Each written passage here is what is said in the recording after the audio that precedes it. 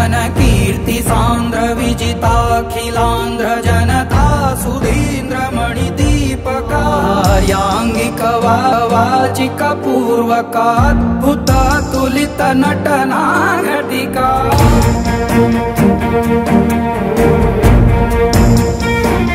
నిరీతులుగా ఇన్నిన్ని పాత్రలుగా నిందర్శింపజేయగల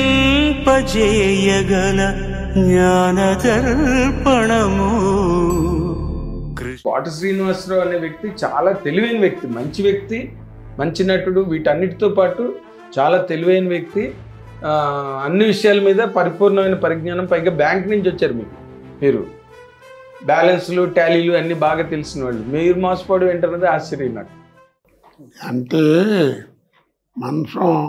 మనిషికి అవసరం ఎంత పని ఏం చేయిస్తుందండి. ఆడువారి మాటలకు అర్థాలు వేరు. సినిమాలు వెంకటేష్ ఆ సినిమాలో మంచి వేషం, అది చాలా బాగుంటుంది. ఏడ్చేవాళ్ళు ఏడుస్తారు కూడా, ఏడుపు వస్తుంది. ఇప్పటికే కంటి చూపు తగ్గిపోయింది. 10 నిమిషాలు నిలబడలేకపోతున్నాను. తెల్లవార్లు ఒకటే దగ్గు. ఇలాంటి కొడుకు తల కొరివి పెట్టడానికి మాత్రమే పనికొస్తాడు రా. అసలు అలాంటి కథలు రాసే దమ్మె ఆవిడకి లేదు. ఇప్పుడు ఎంతసేపు కొట్టుకోవడం, తిట్టుకోవడం, ఈ సర్కస్ అయిపోయింది. ఈ సర్కస్ చూడలేక పాపం మన దెబ్బలు మన కడుపు కొట్టారనుకుని జమిని సర్కస్ కూడా మూసేశారు. బాహుబలి రాజమౌళి గారు గొప్ప డైరెక్టరు, బ్రహ్మాండంగా 1, 2 తీశాడు. ప్రపంచ ఖ్యాతి గాంచింది. కలెక్షన్లో కానీ డైరెక్టర్ కానీ పేరు అన్నీ జరిగినాయి. వాళ్ళు ఎవరనుకుంటున్నారు దాని గురించి? అదే మరి ఓల్డ్ మాయాబజార్ తీయింది. ఇవాళ ఆ సినిమా రిలీజ్ అంటే టీవీలో 6 ఏళ్ళ కుర్రాడు తింటే 60 ఏళ్ళు మగవాడుగా కూర్చుంటారు.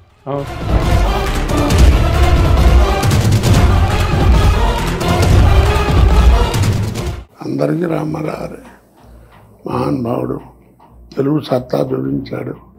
6 నెలల్లో ప్రచారార్థం వేసుకుని నేషనల్ పార్టీ అయినట్టు కాంగ్రెస్ని అదే మట్టి కనిపించి ముఖ్యమంత్రి అయిపోయి అసలు ప్రధానమంత్రి కూడా అయిపోతారేమో అన్నంత రేంజ్కి వెళ్ళి అంతైంది. అలాంటి వాడు ఆయన చరిత్ర ఆయనే చెరుపుకున్నాడు. ఆ వయసులో ఆ మహానుభావురాలను మర్చిపోయి ఇంకో ఆడదాని మెడలో తాళి కట్టడానికి అసలు మనసెట్ట వచ్చిందండి. బట్ మీ ఇద్దరు కలిపి చేసింది లాస్ట్ సీను అంతకు ముందే కదా, ఒక 1 వీక్లోనే బాబు ప్రసాద్ పోవడం. తలుచుకుంటే ఆ సీన్ చాలా మీరు యాక్ట్ చేయడం, తను పోయే సీనే కదా మీరు యాక్ట్ చేసింది. ఏదేనండి తలుచుకుంటే బాధగా ఉంది. ఏం తలుచుకో అదేలే అదే.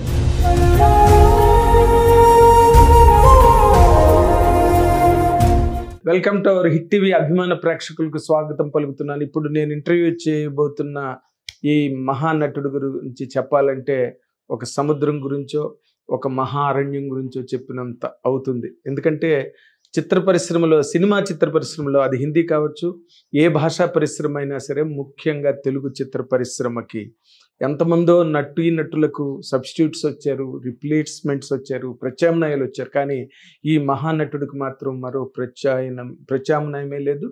ఆ మహానటుడిని రిప్లేస్ చేసే నటుడు ఇప్పటివరకు తెలుగు చిత్ర పరిశ్రమకి రాలేదు. ఆ మహానటుడు పేరే నటనికి పెట్టకోటగా 100ల సినిమాలు నటించిన కోట శ్రీనివాసరావు గారు. ఆయన గురించి ఇంట్రడక్షన్ ఇవ్వడం అంటేనే చాలా గర్వంగా ఉంటుంది ఏ జర్నలిస్ట్కైనా. అటువంటి మహానటుడితో ఇప్పుడు హిట్ టీవీ చేయబోతున్న ఈ ఇంటర్వ్యూ విశేషాలను వీక్షించి ఎంజాయ్ చేయండి. Thank you. This is your Nagendra Kumar. Welcome to my special programme my special touch.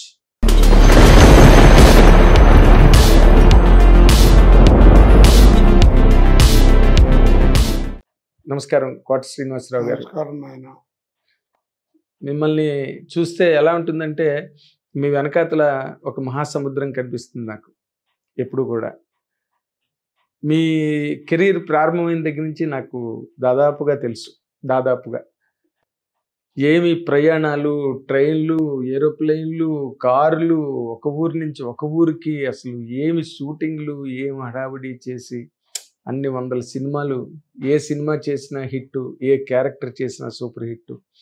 అంత గొప్ప కెరీర్ని అనుభవించిన మీకు ఒక్కసారి మీ నట జీవితం వెనకాతలకి తిరిగి చూసుకుంటే ఏమనిపిస్తుంది సార్ మీకు? అలా చూస్తూ ఉంటానండి. అనిపించేది ఏముంది, ఒక్కొక్క ఫోటో చూస్తుంటే ఒక్కొక్క సినిమా జ్ఞాపకం వస్తుంది. ఆ సినిమాకి ఏం తాగిన మంచో చెడ్డో ఏదో మాట్లాడకూడదు అనుకుని గిర్రని తిరుగుతూ ఉంటుంది బ్రెయిన్లో. ఏముంది, దాదాపు 40 ఏళ్ళ జీవితం కదండి. కరోనా దాకా బాగానే ఉందండి. ఈ కరోనా అనే ఒకటి వచ్చింది కదా, అప్పటి నుంచి కొంచెం బాగా తగ్గిపోయింది. సినిమాలు తగ్గింది కొంచెం. ఏదో అంటారు కోట శ్రీనివాసరావు నడవలేకపోతున్నాడు, చేయలేకపోతున్నాడు. ఇవన్నీ ఏ దీన్ని బట్టి వచ్చే ఉండవండి. ఎందుకుండవు? ఎవరికైనా సహజం కదా అవి. ఎవరో ఏదో మొన్న ఈ మధ్యన లేవలేకపోతున్నాడు, అసలు బెడ్ మీద ఉన్నాడని ఇదంటే అన్నాను. ఎవరో ఈ సాఫ్ట్వేర్ ఏదో అంటారే, వాట్సాప్ ఎవడో ఏదో అంటే పోయాడని ఏదో వేశారు. కేకలు వేసేవాడిని. నీకు దీనివల్ల రూపాయి లాభం వస్తుంది అనుకుంటే అందరూ చచ్చారని అందరూ వేయి, చంద్రబాబు కూడా వేయి, నాకే అభ్యంతరం లేదు. ఎందుకే ఇలాంటి జీవితం తలకాయ నొప్పి? మీ తల్లిదండ్రులకు రావా? 75 ఏళ్ళు వచ్చిన వాడికి ఎలా ఉంటాయండి? ఏదో కాళ్ళ నొప్పి, ఒళ్ళు నొప్పి ఏవో ఉంటాయి. అది ఆలోచించుకోకుండా అట్లా వేయొద్దు అన్నాను. ఇప్పుడు ఎవరన్నా కథ చెప్పడానికి వచ్చారనుకోండి, కోటగారు మీతో వేషం చేయించాలని ఎప్పటి నుంచో అనుకో, కదండి అంటారు. ఒక్క నిమిషం ఆగండి అంటారు. ఏమిటంటారు? నేను మెట్లు ఎక్కలేను, దిగలేను, గవాన్లో నుంచోమంటే గవాన్లో కూర్చోమన్నా కొంచెం కష్టం, టైం పడుతుంది.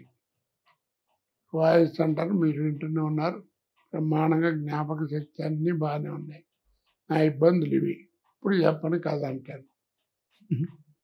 అదేంటండి, నా ఉన్నయ్య నా ఎక్స్పీరియన్స్కి నా ఏజ్కి ఏమి చెప్పకుండా అక్కడికి వచ్చి ఆ మెట్ల నుంచి ఇట్ట పైనుంచి వస్తారని మీరంటే నేను రాలేను అన్నాను అనుకో, ముందు చెప్పచ్చు కదా అంటావు. నా తలకాయ కొట్టేసినట్టు అయిపోద్ది. నాకు అలాంటిది ఏం లేదు. ఏదో భగవంతుడు ఇచ్చాడు, ఎంత గొప్ప జీవితం ఇచ్చాడంటే చెయ్యి ఇట్ట పెట్టాల్సిన కర్మ లేదు. మీరే అవకాశం ఉంటే ₹1 అట్లా సాయం చేసే పొజిషన్లోనే ఉన్నా. అంత గొప్ప జీవితం ఇచ్చాడు కాబట్టి ఊరికి కంగారు పడద్దు. వేషానికి తగ్గట్టుగా, వయసు తగ్గట్టు వేషాలు ఉంటాయి. కూర్చుని రాలంగి వెంకటరామయ్య గారు ఎన్ని సినిమాలు చూశారు. అవును, నడవలేక ఆయన కదలలేని నడవలేని పరిస్థితుల్లో కూడా చాలా సినిమాలు చేశారు ఆయన.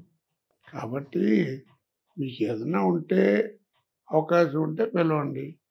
ఊరు దాకా వద్దు, ఊళ్ళో ఎంతైనా పనిచేస్తాను.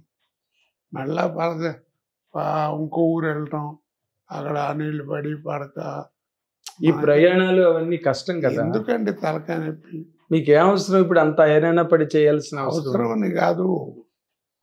నటుడికి రిటైర్మెంట్ అనేది ఉండదు. కానీ నేను చెప్పేది ఏంటంటే ప్రస్తుతం అవసరం లేదు. అసలు అలాంటి కథలు రాసే దమ్మె ఆవిడకి లేదు. ఇప్పుడు అంతా ఎంతసేపు కొట్టుకోవడం, తిట్టుకోవడం, ఈ సర్కస్లు, పేద సాంగ్స్ కూడా డాన్సులు ఉంటాయి. సర్కస్ అయిపోయింది. ఈ సర్కస్ చూడలేక పాపం మన దెబ్బలు మన కడుపు కొట్టారు అనుకుని జమినీ సర్కస్ కూడా మూసేశారు. అక్కడ తయారైంది. మీ పంచులు మాత్రం పోలేదు సార్. నిజంగా మీ సినిమా ఇండస్ట్రీలో మీరు షూటింగ్లో తక్కువగా కనిపిస్తున్నా, అసలు కనిపించకపోయినా కూడా మీ పంచులు మాత్రం అలాగ ప్రచారంలో ఉంటాయి, ఎప్పుడు సర్క్యులేషన్లో ఉంటాయి. నిజంగా అసలు మీకు ఈ టేస్ట్ ఎక్కడి నుంచి పుట్టిందండి? ఏమో నాకే తెలీదు. అంటే మీరు సినిమా జీవితంలోకి రాకముందు కూడా మీరు బ్యాంకులోనే కదా పనిచేసేవారు? ఇప్పుడు ఇలాగే సరదాగా పని చేసుకున్నామండి. ఆ ఆఫీసర్లు కూడా పాపం నా మీద జాలి పడేవారండి. మంచి ఆర్టిస్టు, బ్యాంకులో ఉండాల్సిన వాడు కాదని చెప్పి వాళ్ళకి కూడా తెలుసు.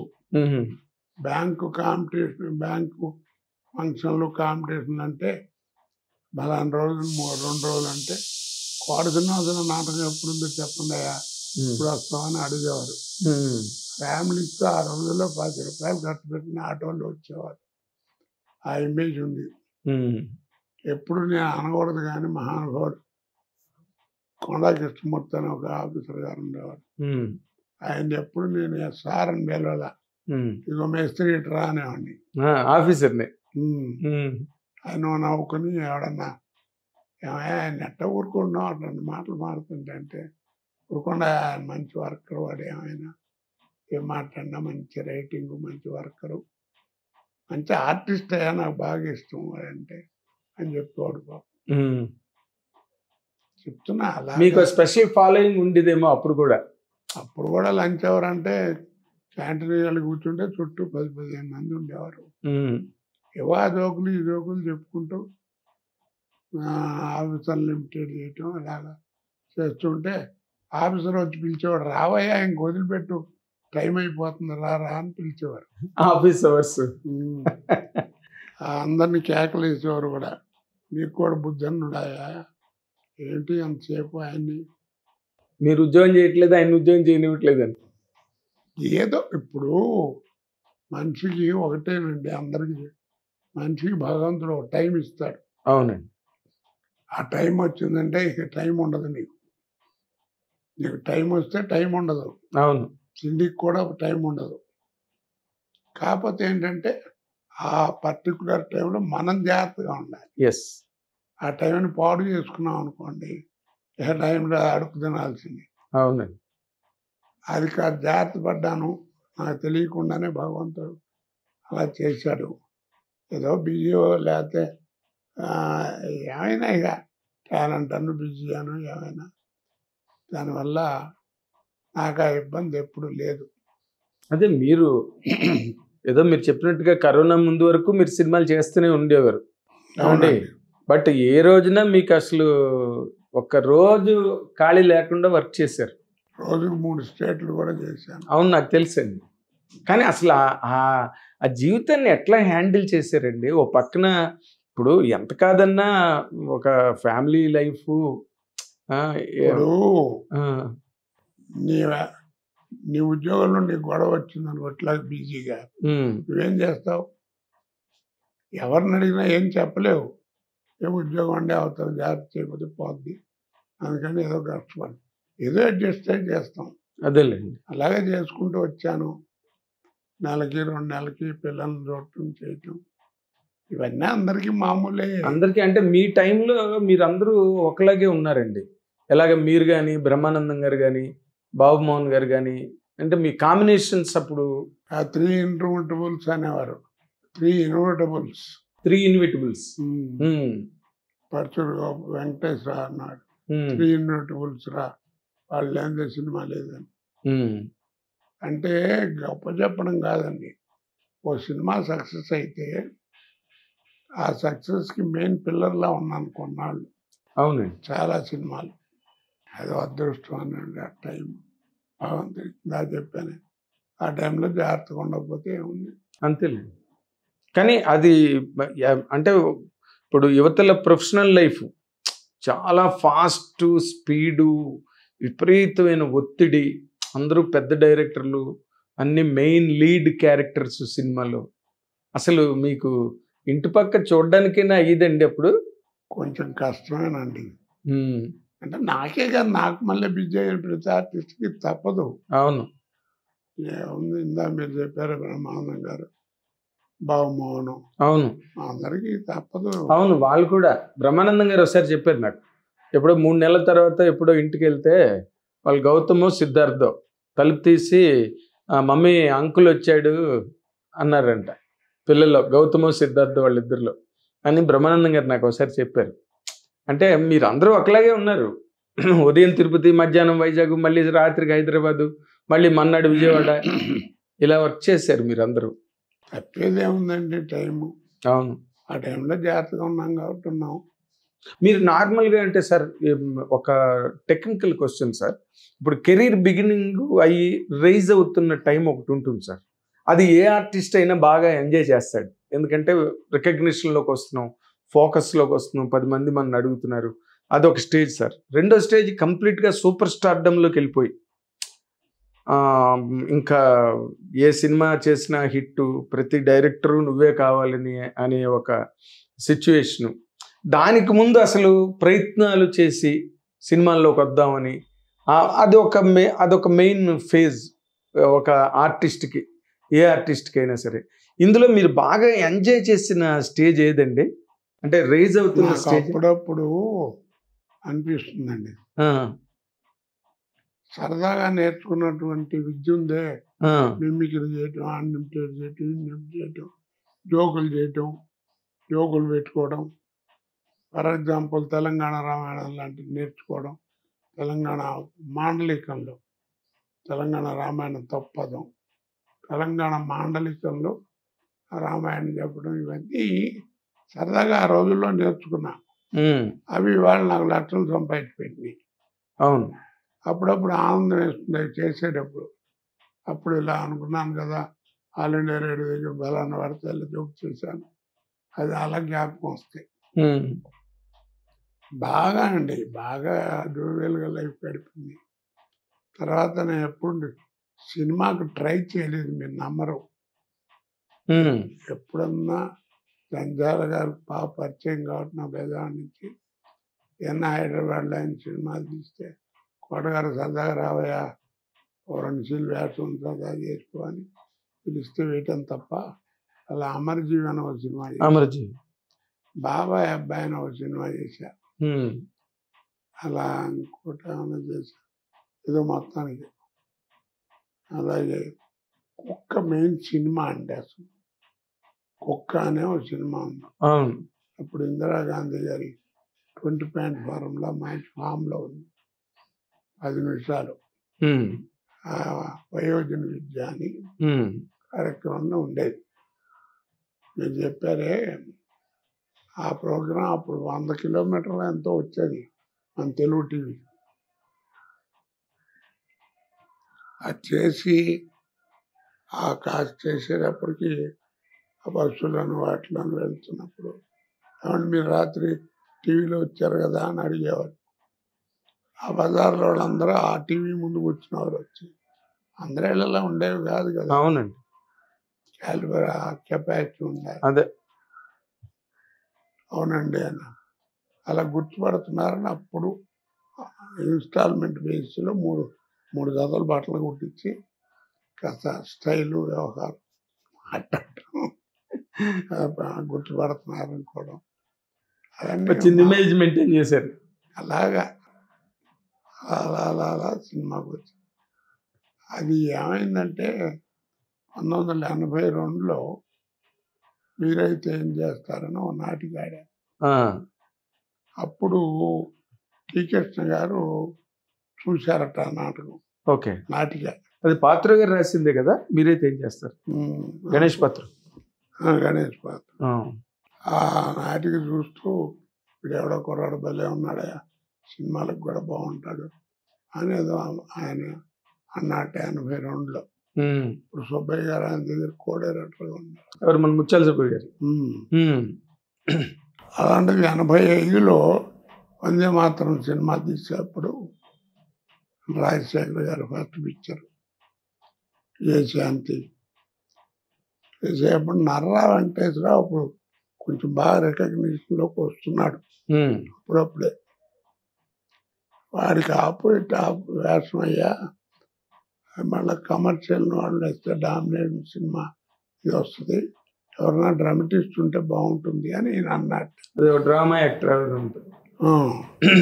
అప్పుడు సుబ్బయ్య గారు ఆయనతో, మీ జ్ఞాపకం ఉందా, ఒకప్పుడు నాటికి ఏదో చూస్తే వీడు ఎవడో బాగా చేస్తున్నాడు, సినిమా బాగుంటుందని అన్నారు. అవునయ్యా, వాడిని అంటే భలే ఉంటాడు, ఎలా పట్టుకోవడం అంటే మొత్తాన్ని పట్టుకున్నారు. అలా మళ్ళా రీప్లేస్మెంట్ అలా సినిమాకి వందే మాత్రంతో. అంతేగాని నేను ఎప్పుడు ట్రై చేయలేదండి, ఫోటో పట్టుకెళ్ళడం చేయటం చేసేవాడిని కాదు. ఓకే. ఎందుకంటే మీకంటే ఆ ఆశ సరదా లేవా మీకు సినిమాల్లోకి వద్దామని? అంటే ఆ రోజుల్లో సినిమా యాక్టర్ అంటే ఏ వేషం వేసేవాడైనా సరే ఏదో హైట్ ఉండాలి, ఎర్రగా ఉండాలి, బొర్రగా ఉండాలి, కర్లింగ్ హెయిర్ ఉండాలి, అవన్నీ కొన్ని రిస్ట్రిక్షన్స్ ఉన్నాయి. అదే కొన్ని రిక్వైర్మెంట్స్ ఉండేవి. అప్పుడు మనకి ఇప్పుడు ఇంకా కొంచెం ఇన్నేళ్ళు రంగు కొట్టుకుని కొంచెం రంగు విరిగాను, కానీ కొంచెం కలర్ వచ్చారు. రంగు విరిగాను. అదే కలర్ రాలేదు, రంగు విరిగాను. అప్పుడు మరి నల్లగా ఉండేవాడిని. ఎవడన్నా దగ్గరికి వెళ్ళి వేషం అడిగితే ఈ మొహం అద్దంలో ఎప్పుడన్నా చూసుకున్నావట్రా అని అడుగుతారు. లేని పని ఎందుకు చక్కగా 10 మందితో బ్యాంకులో పని చేసుకుంటున్నాం, ఎందుకు ఇన్సల్ట్గా పట్టడం, చక్కగా ఉద్యోగం, 3 పిల్లలు, ఏదో అప్పుడు 135 రూపాయలు ఉద్యోగం జీతం, 3 పిల్లలతో హాయిగా బతికేవాడిని. అలాగా మనకి ఎందుకని ట్రై చేయలే. ఇది ఇలాగా వచ్చి వాళ్ళు ఇట్లా వచ్చేసి అదే పద్మశ్రీ దాకా తీసుకెళ్ళింది. కాదు, 135 రూపాయల జీతంతో చాలా లగ్జరియస్గా బతికేవారండి. లగ్జరియస్ అంటే మామూలు తిండికి దానికి ఎప్పుడు లోటు ఉండేది కాదు. స్కూటర్ కూడా మెయింటైన్ చేసేవాడు. పొలాలు గట్ట ఉండేవేమో కదా మీకు? పొలాలు గట్ట అలాంటివి ఏం పెద్ద లేవండి. మా నాన్నగారిని ఎప్పుడు అడిగేవాడిని కాదు. ఆ పరిస్థితి రాలా. ఎందుకంటే టీవీలో ప్రోగ్రామ్ అనో, రేడియో నాటకం చదవటం అనో ఇలాంటివి ఏవో వచ్చాయి. నెల అయినప్పుడు కూడా 70-80 రూపాయలు వాటి నుంచి వచ్చేవి. అప్పుడు ఇవి అవి కలిపి సరిపోయి. అదేలేండి, దాదాపుగా ఒక 250 రూపాయల వరకు అయ్యేవి. 200 ఖాయం. 200 ఖాయం. అలాగా అప్పుడు కాస్ట్ అది, అప్పుడు జీవితాలు అవి.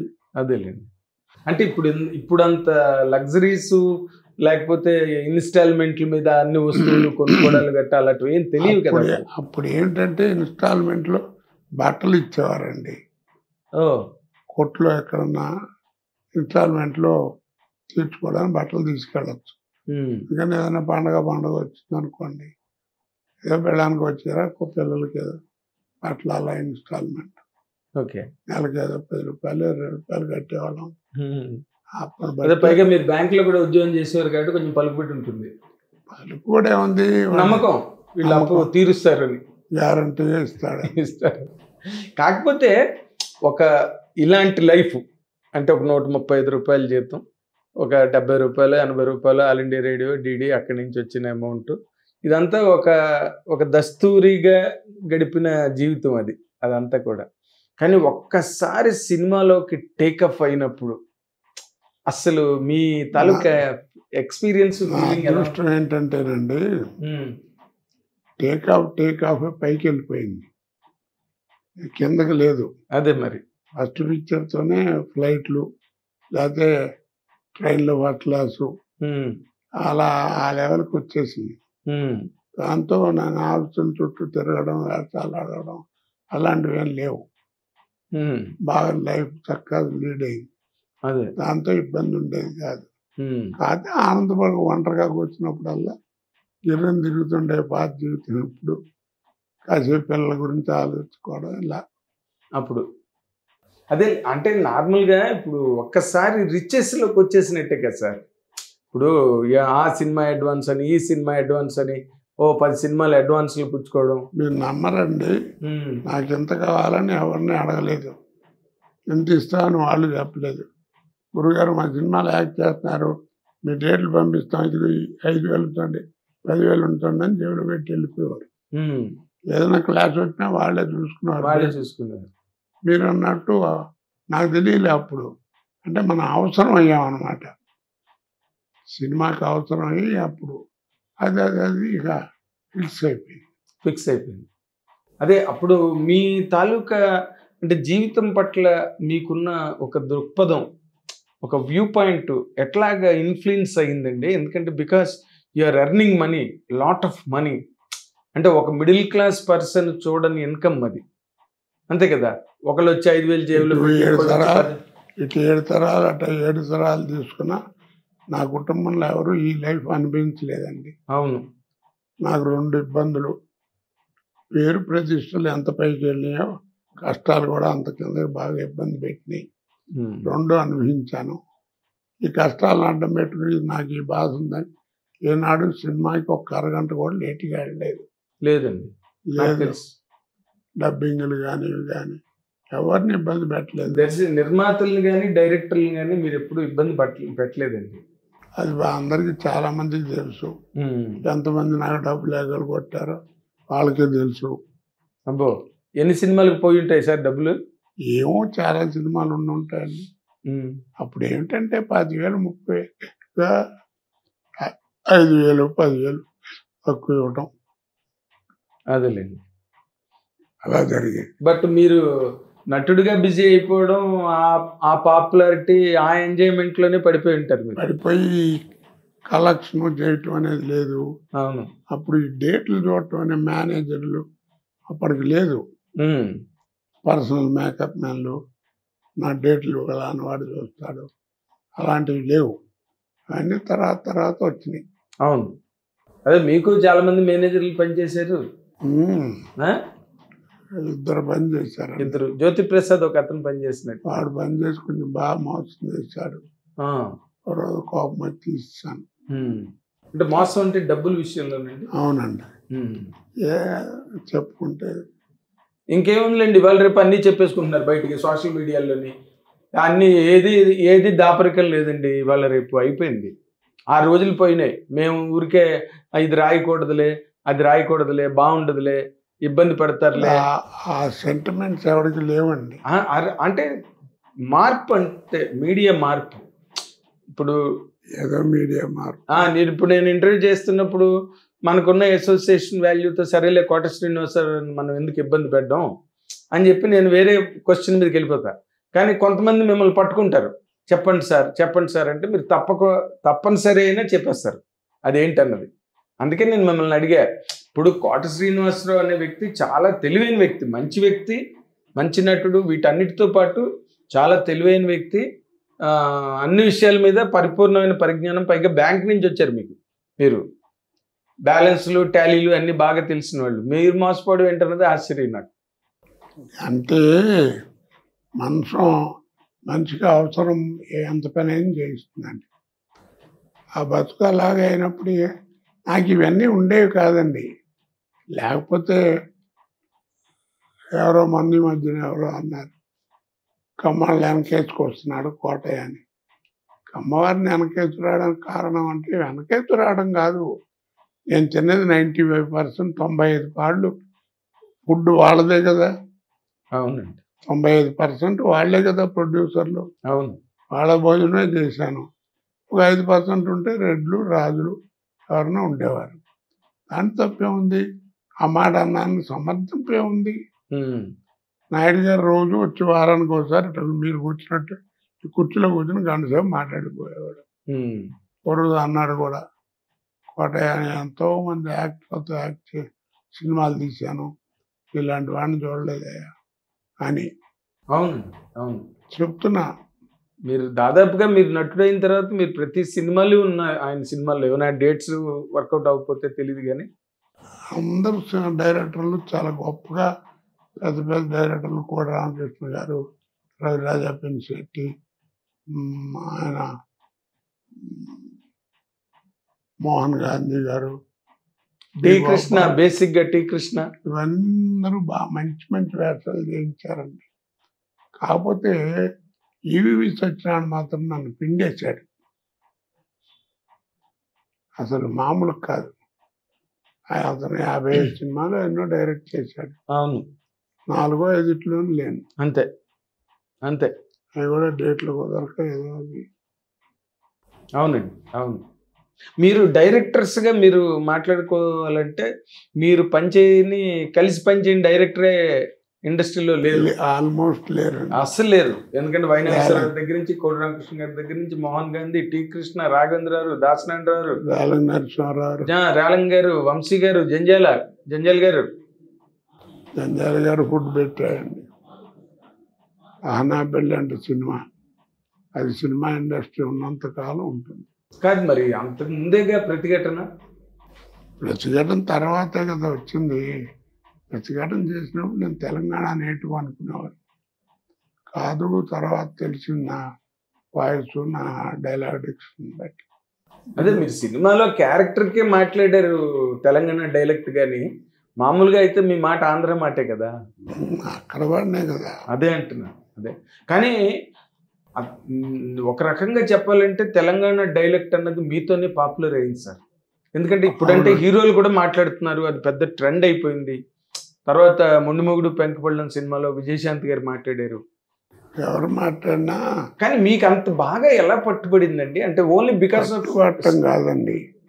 చనికాల భరణి ఉన్నాడు, అతను మాట్లాడేది పక్కా అవును తెలంగాణ పక్కా.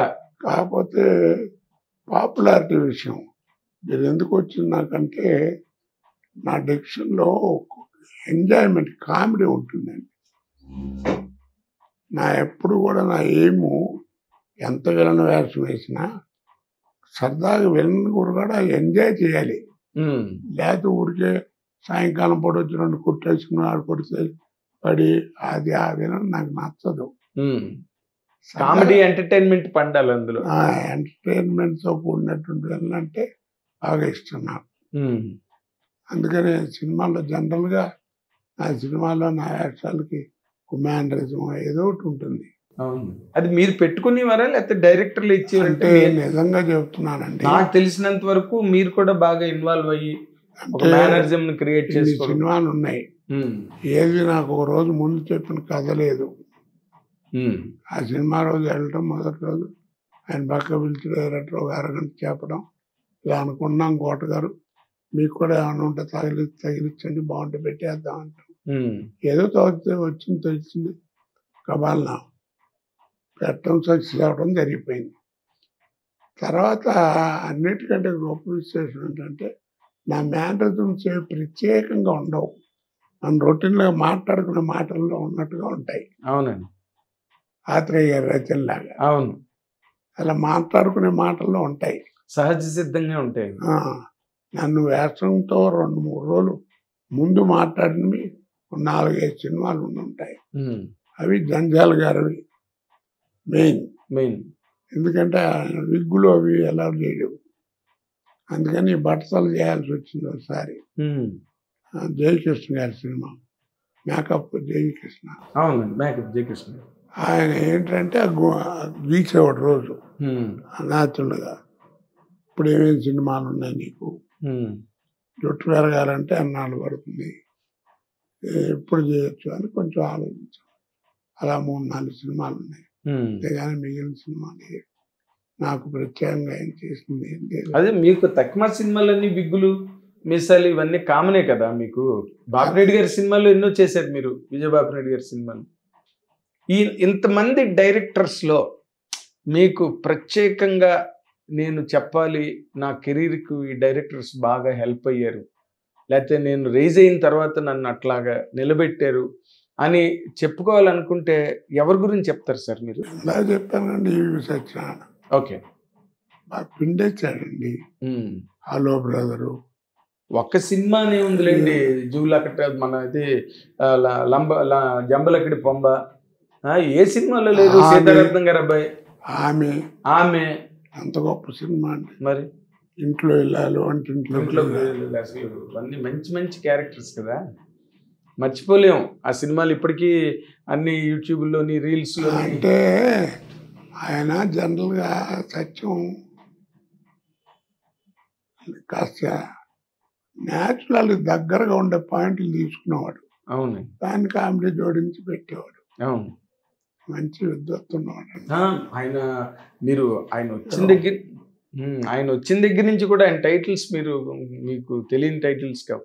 ఆ ఒక్కటి అడక్కు, చిలకొట్టుడు, ఏమండి ఆవిడొచ్చింది అని మామూలుగా చాలా కొలక్యూల్గా ఉంటాయి. హలో బ్రదర్, ఆమె ఇంట్లో వెళ్ళాలి, వంటింట్లోకి, ఇలాగా రకరకాలు. ఈవి సత్యనారాయణ ఓకే, ఆయన సినిమాలు 50 సినిమాల్లో 3-4 తప్పితే తక్కువ సినిమాలు అన్నింటిలో మీరు చేశారు. ఏదో చెవులపూలో కూడా ఉన్నారు ఆయన, ఫస్ట్ పిక్చర్, మొదటి సినిమా, లాస్ట్ సినిమా కూడా చేశారు. రామకైది ఒక దానిలో లేరు, 2 సినిమాలు నేను అనుకోవడం అంతే. లాస్ట్ సినిమా మా అబ్బాయి పోయిన తర్వాత అతనిగా చేశాను, అదిరిందల్లుడు ఏదో. అదిరిందల్లుడు మోహన్ బాబు గారు, రమకృష్ణ వాళ్ళు. అది కాదు ఏదో ఉందండి ఒక సినిమా పేరు, లాస్ట్ సినిమా. దాంట్లో యాక్ట్ చేశాను.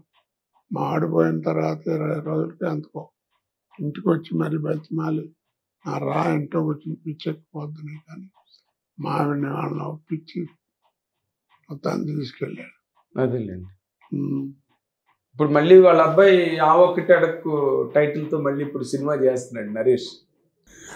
ఏమండి అదే అంటున్నాను. అది ఆయన మళ్ళీ ఇన్నాళ్ళకి మళ్ళీ ఆ టైటిల్ రిపీట్ అవుతుంది ఈవి గారిది.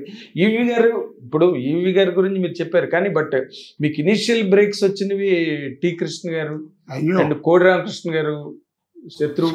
అయ్యో ఇదేం దాకా చెప్పి చాలా మంది గొప్ప సినిమాలు చేయించారు. కోడి రామకృష్ణ, రవిరాజ పినిశెట్టి, మోహన్ గాంధీ గారు. వైనాయశ్వరరావు గారి సినిమాలో కూడా మీరు ఒక మంచి క్యారెక్టర్ చేశారు. అక్కడ మినిస్టరు, ఎమ్మెల్యే వాడు ఇది నీటి పంపు కొడుతూ ఒక ఫోటో, ఏదో బోర్ కొడుతూ ఒక ఫోటో, అవన్నీ అప్పుడు గెస్ట్ హౌస్ లో చూసాను. ఇవన్నీ షూటింగ్ కోసం తెచ్చామని చెప్పారు వైనాయశ్వరరావు సినిమాకి. అప్పుడు బట్ ఎవరితో మీరు ఎక్కువ కంఫర్టబుల్ గా ఉండేవారండి? అంటే ఆ రీచ్ మీరు మెంటల్ గా కానీ సైకలాజికల్ గా? అంటే నేను మాట నమ్మిన వాళ్ళతో కొంచెం కంఫర్ట్గా ఉండేది. కొంతమంది ఏంటంటే ఎవరన్నా ఒకళ్ళిద్దరు కొడుతున్నాడు గ్యాస్ అబద్ధం చెప్తున్నాడు అనుకునేవారు.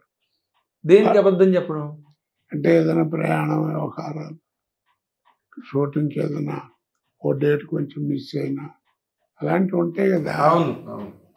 పైగా మీద అంత ఒత్తిడి నాకు బాగా. సినిమా డైరెక్టర్ అనుకున్నాను, బ్రహ్మాండం హీరో. దాంట్లో ఒకరోజు రాఘవేంద్ర గారు ఫోన్ చేసి, కోటయ్య రేపు ఒక్కరోజు వస్తే సార్ దాన్ని రాకపోతే క్లైమాక్స్ పాడైపోతుంది అని అంటే, ఎక్కడ షూటింగ్ అంటే బెంగళూరుకి అవతల 30-40 కిలోమీటర్లు. ఇది రాజమండ్రిలో షూటింగ్. ఎట్లా అంటే అప్పుడు ఆయన దగ్గర బోస్ అని ఒకడు ఉండేవాడు. అవును, గడం బోస్ అని. వాడు నాకు కొంచెం క్లాస్మేట్ కూడా, ఘంటసాల చదువుకున్నప్పుడు. వాడు వచ్చి రారా నీకెందుకు, నీ తీసుకెళ్తే పంపిస్తా కదా అన్న.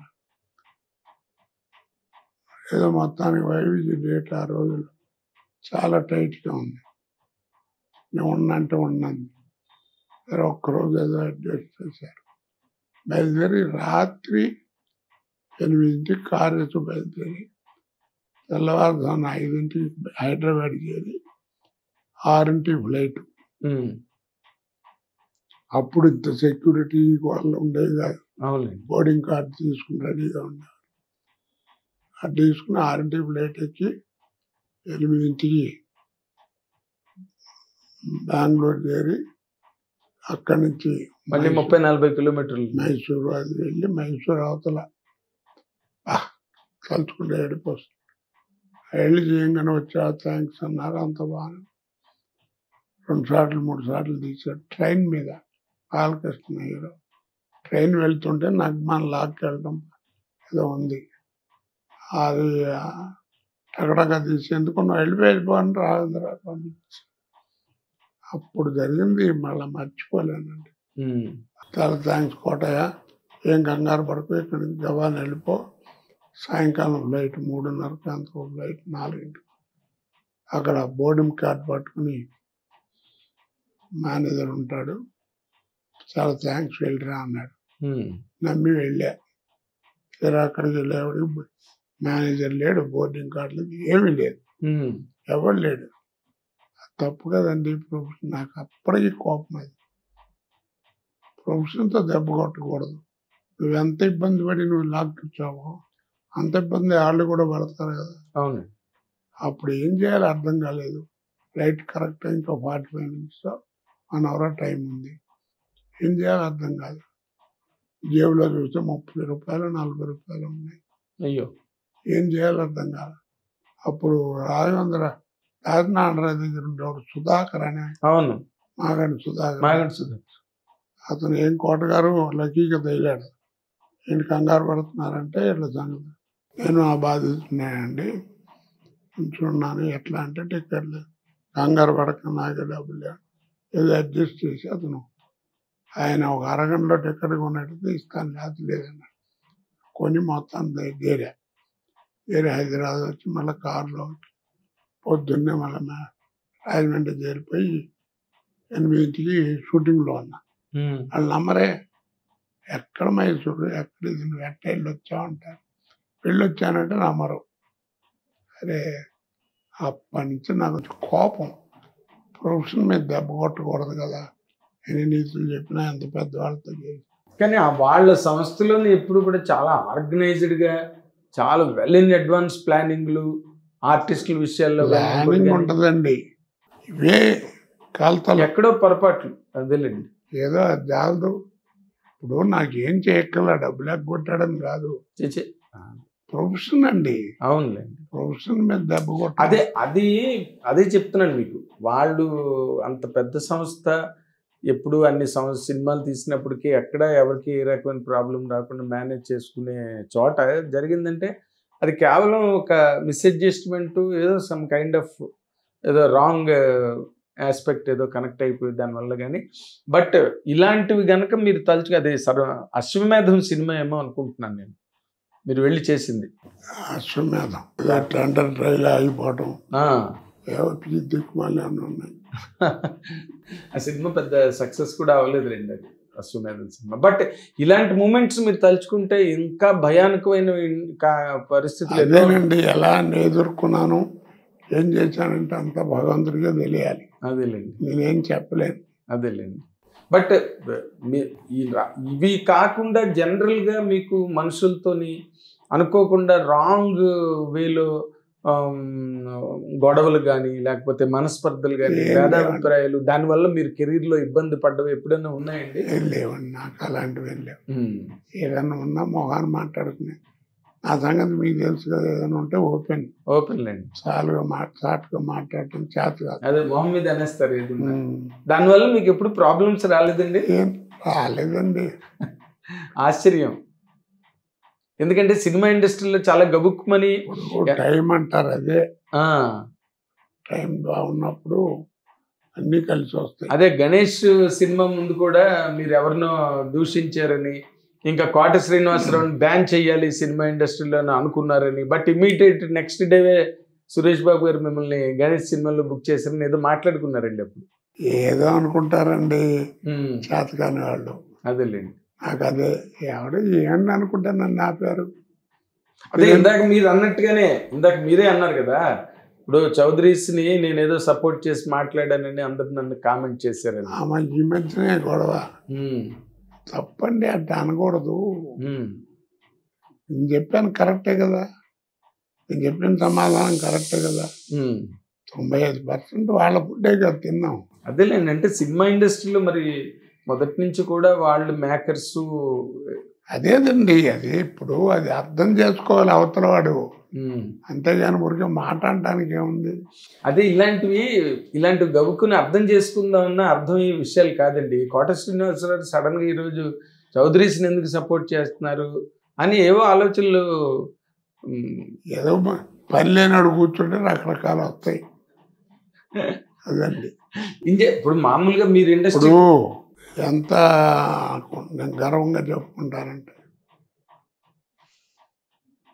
నాయుడు గారు ఆ స్టూడియో ఫ్లోర్ ఓపెన్ చేశాడు, స్టూడియో కట్టి. ఆ ఫ్లోర్ నేదురుమిల్ జనార్దన్ రెడ్డి గారు ముఖ్యమంత్రి, ఆయనతో ఓపెన్ చేయాలని ఆయన ఒక అరగంట 30 గంటలు లేట్గా వచ్చారు. వాళ్ళ చిన్న గొడవ కూడా అయింది మోహన్ బాబుకి నాకు. ఏదో చెప్పి ఎంటర్టైన్మెంట్ అది పెట్టారు. గోపాలరావు అందరూ ఉన్నారు, అందరూ వచ్చారు. మోహన్ బాబు మాట్లాడుతూ ఇప్పుడు ఓ దుష్టుడు వచ్చి ఎంటర్టైన్ చేస్తాడు మిమ్మల్ని అన్నాడు.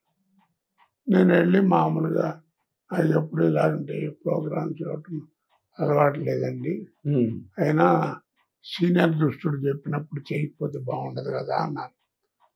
నన్ను దుష్టుడు అంటారు, సారీ చెప్పమంటారు. నేను చెప్పాలి, నేను తప్పనిలేదే, నువ్వు నన్నున్నావు కదా, నేను సీనియారిటీ చెప్పాను. గోపాలరావు వాళ్ళ కోటగారు బేస్ ఆ స్టాండ్ మీద ఉండి ఎవడైనా పెట్టాడు. ఒక చిన్న గొడవ కూడా అయింది. అవునా? సరే, ఆ లోపల ఆ టైంలో ఆయన వచ్చాడు. ముఖ్యమంత్రి గారు. రాగానే రిబ్బన్ కటింగ్ పెట్టారు. పెట్టగానే అప్పుడు నాయుడు గారు ఒక్క నిమిషం సార్, ఆ కోట అక్కడ ఉన్నాడు పిలవండియా అన్నాడు. వచ్చాను. వీడితో పాటు తమ్ముళ్ళు తింటాయండి ఒకడు. వీళ్ళిద్దరు కాంబినేషన్ చూస్తే నాకు బోరు కొట్టినప్పుడు అది వస్తాను, కామెడీ బాగుంటుంది అది ఇది అన్నాడు. అయితే రిబ్బన్ కట్ చేశారు. అవును, వాడి గురించి వాడిని ఎందుకు రమ్మన్నారు నేర్చుకుంటే అన్నాడు. అంటే నాయుడు గారు అన్నాడు, ఈ ఫ్లోర్ వీడిదేనండి అన్నాడు. ఈ ఫ్లోర్ వీడిదే అన్నాడు. కోట అది ఫ్లోర్ నాదంటాడు. ఏంటంటే అనుకుంటే 32 లక్షల్లో అహనా పెళ్ళి అంటాను ఒక సినిమా తీశానండి. అది రిలీజ్ అయిన తర్వాత నా 32 లక్షలు కాకుండా 1,80,00,000 కలెక్ట్ చేసింది అన్నాడు. ఆ డబ్బుతో కట్టించాను ఫ్లోర్. నిజంగా ఎట్లా మర్చిపోతానండి అది.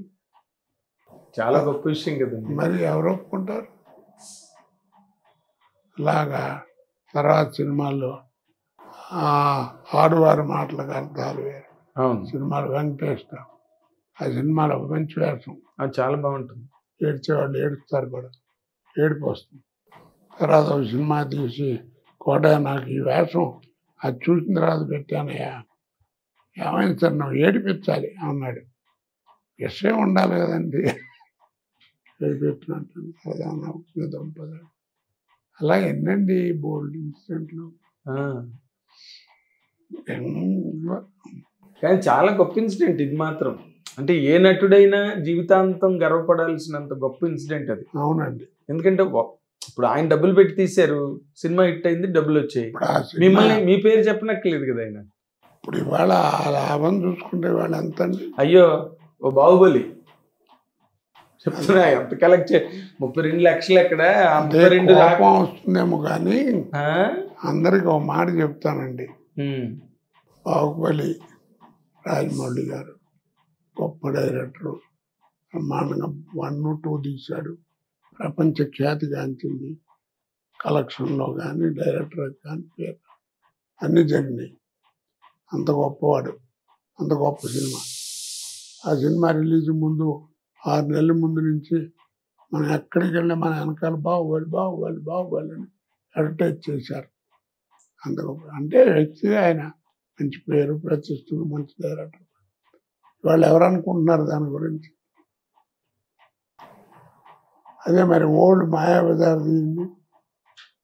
ఇవాళ ఆ సినిమా రిలీజ్ అంటే టీవీలో 6 ఏళ్ళ కుర్రాడు దిగితే 60 ఏళ్ళు ముసలాడుగా కూర్చుంటారు. ఆ రామలింగయ్య గారు, వంగర సుబ్బయ్య గారు భోజనం చేసి వచ్చి ఆ తివాసి మీద కూర్చుంటారు. అది ముడతలు పట్టడం, ఆ తాంబూలం పళ్ళ అవతల గంట మళ్ళీ సరి చేయకపోవడం చేయటం. ఆ షాట్లు తీస్తారు. ఇవాళ సినిమాని తీయాలంటే లక్షలు ఖర్చు పెడతారు. అప్పుడున్నది ఇంత సినిమా, చూపించింది ఇంత. మరి టెక్నాలజీ అస్సలు లేదు కదా.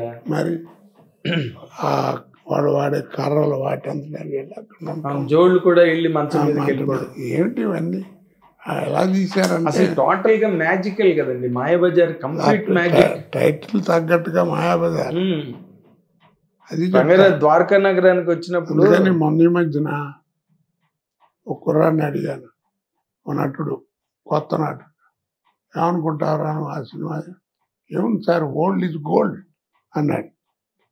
పిచ్చివాదా, అది కాదు, నువ్వు గుర్తుంచుకోవాల్సి ఇంకోటి గుర్తుంచుకో. ఏంటన్నాడు? Gold never become old. Gold never become old. అది అంతే లెక్క. అది ఓల్డ్ ఈజ్ గోల్డ్ కాదు. ఓల్డ్ మీరు చాలా ఏజ్ ఓల్డ్ సేయింగ్ అది. ఓల్డ్ ఈజ్ గోల్డ్ అనేది మార్చారు. గోల్డ్ నెవర్ బికమ్స్ ఓల్డ్ అని. అంతే కదండి. అవును. ఇప్పుడు ఇవాళ టీవీలో కూడా పాత బంగారం అన్నీ ఎంత. అవును సార్, అవును, తెలుసుకోవాలి ఇవన్నీ. అవును. తర్వాత ఇప్పుడు నార్మల్గా మీరు ఇండస్ట్రీకి వచ్చేసరికి లేదా మీరు బిజీ అవుతున్న టైంకి ఎన్టీ రామారావు ఆల్మోస్ట్ ఎగ్జిట్ అయిపోయారు, రాజకీయాల్లోకి వెళ్ళిపోయారు. ఆయన సినిమా కదా మీరు చేసింది. ఆయన క్యారెక్టర్గా మండలాధీశుడు అది చేశారు, మండలాధీశుడు. ఇప్పుడు తర్వాత నాగేశ్వరరావుతో మీరు కొన్ని సినిమాలు చేసినట్టున్నారు. కృష్ణ గారు, సోహన్ బాబు గారు, వీళ్ళందరిలో మీకు నార్మల్గా మీరు చిన్నప్పటి నుంచి ఎక్కువ అభిమానించిన హీరో ఎవరు సార్? అప్పట్లో అందరికీ రామారావునేనండి, అందరికీ రామారావు మహానుభావుడు. తెలుగు సత్తా చూపించాడు. 6 నెలల్లో ప్రచారార్థం వేసుకుని నేషనల్ పార్టీ అయినట్టు కాంగ్రెస్ని అదే మట్టి కనిపించి ముఖ్యమంత్రి అయిపోయి అసలు ప్రధానమంత్రి కూడా అయిపోతారేమో అన్నంత రేంజ్కి వెళ్ళి అంతైంది. అలాంటి వాడు ఆయన చరిత్ర ఆయనే చెరుపుకున్నాడు. నాకు నచ్చంది అది ఒక్కటే అయింది. ఇప్పుడు ఎందుకంటే మహానుభావుడు గొప్పవాడు పక్కన పెట్టేయండి. వయసు వచ్చిన తర్వాత 60 ఏళ్ళు దాటిన తర్వాత భార్య అండి, ఆవిడ మన ఆయన భార్య బసవతారకం గారు మహా ఇల్లాలు 12 మంది పిల్లల్ని కంది ఆయన ద్వారా సంకలో ఒకడు, కడుపులో ఒకడు, ఒళ్ళో ఉండబెట్టుకుని. అలాంటి మహానుభావురాలే అంత వయసు వచ్చిందే నీకు. ఆ వయసులో ఆ మహానుభావురాలు మర్చిపోయి ఇంకో ఆడదాని మెడలో తాళి కట్టడానికి అసలు మనసెట్ట వచ్చిందండి నీకు. ఆ విషయంలో నాకు చాలా కోపం రామారావు విషయం. నీకేం కావాల్సి వచ్చింది ఆ వయసులో? సెక్సా ఏముంది నీకు? ఒకవేళ నువ్వు అనిపించింది ఎవరు చూడలేదు, నేను నా పిల్లలు నన్ను చూడలేదంటే పిల్లలు ఏమయ్యా మీరు చూడలేదంటే మమ్మల్ని ఎప్పుడు దగ్గర అది తీసే టైం ఏది ఆయనకి? దగ్గర తీసుకున్న టైం మీకోసమే రాత్రింబళ్ళు కష్టపడ్డాడు. ఒక్కొక్కడికి 3 కోట్లు 4 కోట్లు విలువ చేసి ఆస్తులు ఇచ్చాడు 12 మందికి. ఏమండి అంత గొప్ప జీవితం అనిపించాడు. నాన్న అమ్మ లేదు కదా మరి ఎట్లా ఎక్కడ ఉంటామంటే అని అడగాల్సిన ధర్మం మీది. లేదంటే ఒరే అమ్మాయిలు ఎవడన్నా మరి ఎవరు వేస్తారు నాన్న అడగాల్సిన బాధ్యత ఏంది? అది 2 లేకుండా ఇంకో దరిద్రపు ఆడదాన్ని మళ్ళీ తాడు కట్టడం ఏంటండి? తప్పు కదా. నాకు ఆ విషయంలో నాకు చాలా కోపం. తర్వాత నీకు కావాల్సిన వయసులో అసిస్టెంటే, అంతేగాని సెక్చువల్గా ఏం పెద్ద సుఖపెట్టేది లేదేవండి. మీ కులంలో చేసుకోండి, చక్కగా బోల్డ్ మంది ఉంటారు, ఏజ్డ్ వాళ్ళు ఉంటారు, చిన్నపిల్లలు ఉన్న చాకరీ చేయడానికి అలాంటి ఉంటే బాగుంటుంది. కానీ ఈ దరిద్ర పని ఏంటి చెప్పండి. నాకు ఆ విషయంలో ఆయన అంటే ఎంత గౌరవం, అభిమానం, నాకు ప్రాణం ఆయనంటే. అలాంటి వాడు ఆ పని చేశాడంటే నాకు చాలా కడుపు చాలా ఇబ్బంది పడుతుంది నాకు తలుచుకుంటే. అలా చేయకూడదండి. ఆడవాళ్ళని ఎప్పుడైనా గుర్తుపెట్టుకోండి సార్, మనం ఎన్ని వేషాలు వేసినా 4 గోళ్ల మధ్యలో అర్ధాంగాన్ని జాగ్రత్తగా చూసుకోవాలి. దాన్ని ఇబ్బంది పెట్టినాడు ఎవ్వడూ బాగుపడ్డాడు. ఎంతమంది నటులు లేరు? పద్మనాభం గారు, రాజనాల్ గారు, కాంతారావు గారు, వీళ్ళంతా లేరు. పద్మనాభం గారు ఎంత కమీడియన్, ఎంత డైరెక్టర్, ఎంత ప్రొడ్యూసర్, ఎంత గొప్పవాడండి. అలాంటి వాడు 3 పెళ్ళిళ్ళు ఆయనకి. చివరికి సెకండ్ క్లాస్లో టికెట్, సెకండ్ క్లాస్లో మామూలు జనరల్ కంపార్ట్మెంట్ వీళ్ళకి గతి పెట్టింది. అవును, అప్పుడు ఇక్కడే బ్రహ్మానందం గారు గెస్ట్ హౌస్ ఇక్కడ ఉండేది కదా. ఒకరోజు ఆయన ఇక్కడికి పిలిచి ఆయనకి ఏదో ఆర్థిక సహాయం కూడా చేసి పంపించాడు బ్రహ్మానందం గారు. ఏదో అండి చెప్తున్నా. అంటే ఇందాక మీరు ఎన్టీ రామారావు గురించి ఎత్తారు కాబట్టి ఇప్పుడు ఆయనకి చేదోడు వాదోడుగా ఉండి ఒక సాయం చేసే మనిషి లేకపోవడం అన్నది కారణం కావచ్చు కదండి. అవును, అది నువ్వు చూసుకోవాలి. నువ్వు అడిగితే ఎవరు చెప్పండి. అవును, అవన్నీ ఊరికే. అయితే ఒక్కటి మీరు అన్న మాటతో నేను 100% ఏకీభవిస్తాను సార్. ఎందుకంటే రామారావుకి జీవితంలో చెరుపుకోలేని కళంకం ఏర్పడిపోయింది. రబ్బరుతో ఆయన చరిత్ర ఆయన చెరిపేసుకున్నాడండి. ఎన్ని ఆసుపత్రులు కట్టిస్తే ఏమొస్తుంది నీ పుణ్యం? అవును, ఏదో ఆవిడకి న్యాచురల్గా ఏదో ఆడవాళ్ళకి ఏదో రావాల్సినటువంటి రోగం వచ్చింది, పోయింది ఆవిడ. అవునండి, ఏదో హాస్పిటల్ కట్టించాలి. ఈ పని తప్పు కదా. ఇది చేయకుండా ఆ హాస్పిటల్ కట్టి చేశాడు అనుకోండి, ఎంత గొప్ప పేరు ఉండేది. అవును, మీరు అన్నది 100% కరెక్ట్ అండి, దాని డౌట్ లేదు. వాజ్పేయి గారు వచ్చి ఓపెన్ చేశాడండి. అవును, హాస్పిటల్ని. మరి అవును సార్, మీరు వేరే ఉద్దేశంతో కాదు, బాధతో అన్నమాట. అదే నాకు అర్థమైంది, కోపం కాదు. కానీ మరి ఏంటో మరి వాళ్ళ పిల్లలు అది వదిలేండి చరిత్ర, మనం ఇంకేం అనలేం. అదో జీవితం అంతే. నాగేశ్వరరావుతో మీ కాంబినేషన్ ఎట్లా ఉండేది సార్? బాగుండేదండి. ఆయన ఎందుకంటే ఆయన చెలోక్తులు చమత్కారాలు జోకులు. ఆయన పాపం చచ్చేదాకా ఇట్లాంటి పిచ్చి పనులు చేయలే కదా. అవును. ఆయన అన్ని తెలుసుకుని వైద్యాలు చేయించుకున్నాడు, కానీ ఆయన క్యాన్సర్ అనే సంగతి ఆయన తెలియలే. తెలిస్తే అమెరికా వెళ్ళి ఏదో ఒకటి చేసేవాడు. ఆ దెబ్బ కొట్టేసింది ఆయన. నాతో బాగా సరదాగా ఉండేవాడు. ఆ చెట్టు కింద, మామిడి చెట్టు కింద కూర్చునేవాడు ఆ అన్నపూర్ణ స్టూడియోలో. ఆఫీస్ చదువుకున్న మామిడి చెట్టు ఏదో ఉండేది. ఒక కొమ్మని ఇట్ట పట్టుకుని ఆడించుకుంటూ ఆ కోటాన ఏంటి సంగతులు అంటుండేవారు. ఈ గురించి విన్నాను అది ఇది అని. ఆయన ఒక రోజు సభలో మాట్లాడుతూ కోట గురించి చెప్పాలంటే ఏం లేదు, రీప్లేస్మెంట్ లేని ఆర్టిస్ట్ అన్నాడు. అదే నేను ఇందాక నా ఇంట్రడక్షన్లో అదే కదా చెప్పాను, మా ఛానల్ ఇంట్రడక్షన్లో మా టీవీ ఆడియన్స్కి అదే చెప్పాను నేను. ఇంకా ఆయనకి రిప్లేస్మెంట్ లేదు. ఏ లాంగ్వేజ్లోనైనా ఆర్టిస్ట్కి రిప్లేస్మెంట్ వస్తే రావచ్చు. ఒక రంగారావుకి ఒక అంటే కైకాల సత్యనారాయణ గారి దాకా సినిమా ప్రభావం మనుషుల మీద ఉండేదండి. ఇప్పుడు ఏంటంటే మనుషుల ప్రభావం సినిమా మీద పడింది. అప్పుడు ఏంటంటే సత్యనారాయణ గారి దాకా 5 రకాల సినిమాలు ఉండేవి. సాంఘికం, పౌరాణికం, జానపదం, చారిత్రాత్మకం, కౌబాయ్, 5. ఇది తప్ప ఇంకోటి లేదు. అవునండి. నటన కూడా రిస్ట్రిక్టెడ్గా ఉండేది. ముస్లిం వేషం వేసామనుకోండి, మీకు ఇస్తే మాకి పెడతాం, మీకు ఇస్తే మీకు మాకి అన్నట్టు ఉండేది. పొలిటికల్ ఇస్తే సోదరి మండలారా అని ఎంతో లిమిటేషన్స్ ఉండేవి. ఇప్పుడు అట్ట కాదు కదా. అందువల్ల ఏంటంటే ఆ 5 ఏమన్నా మీరు వేయాల్సిన వేషం ఉందంటే 5 వేషాలు, 5 సినిమాల్లో బలానా వేషం ఉంటే వేయలేదండి, వేస్తే బాగుండేది అనుకుంటున్నాను అనేవాడు. ఇప్పుడు అలా అంటానికి లేదు. మీకెందుకు 150, 100 సినిమాల పైన నేను పొలిటికల్ వేషాలు వేసాను, పొలిటికల్ క్యారెక్టర్. ఏది మరి బోరు కొట్టలేదు ఎవరికి? అవునండి. కోట శ్రీనివాసరావు వల్ల సినిమా చెడింది అని ఎప్పుడన్నా అన్నారా?